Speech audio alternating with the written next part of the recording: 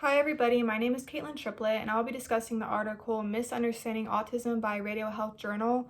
And it's basically a conversation between Reed Pence, Steve Silberman, and Dr. Barry Prisant, where they talk about the misconceptions of autism and how that has negatively impacted individuals for decades. So, in the 1940s, everyone believed autism was very rare. Only about 1 in 5,000 children would be diagnosed with autism. Around the same time, a very famous psychologist, Leo Kanner, had said that autism was due to bad parenting. So, this led to a lot of shame, a lot of embarrassment for parents whose children were autistic. And in return, these children were sent to be institutionalized. This continued in the 50s, 60s, and 70s until a woman, Lorna Wing, had been asked to do research on disabilities. She was a cognitive psychologist and she also had a daughter with autism. But instead of going to these institutions, she instead looked around London's suburbs, and this is where she discovered a lot of people displaying, signs of autism. She released her findings, and that's when it supported the theories of Haynes Asperger.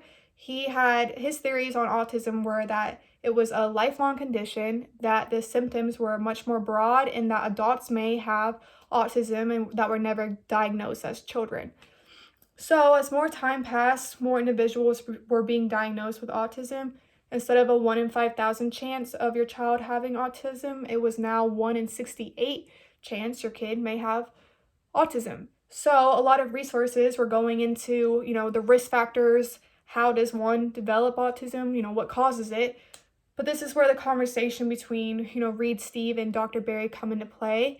They believe that we are focusing on the wrong thing. We shouldn't be focusing on these risk factors or the how. What we should be focusing more on is why individuals with autism behave and act the way they do. So, a lot of autistic people, after receiving treatment, had said that they were worse off because they were only taught how to act normal. This is where I believe verbal judo comes into play. The authors George Thompson and Jerry Jenkins do a great job of talking about empathy and putting yourself in other people's shoes to get an overall goal of understanding. And I think that, administrators and parents with children who have autism would greatly benefit from reading the book, but also just in general, society as a whole, if we focus more on understanding why someone who is autistic does a certain thing instead of shaming them for not being normal or just focusing on how they got it, and focus more on empathizing with them and why, and understand where they come from and understand how they perceive the world. So, my question for the class would be, did you know that autism was more common, or did you believe that it was pretty rare?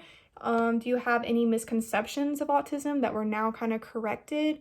Or do you think that we should just focus on how autism, put all of our resources in how autism came about? Or should we focus more on helping these individuals with why they act the way they do to help them long term?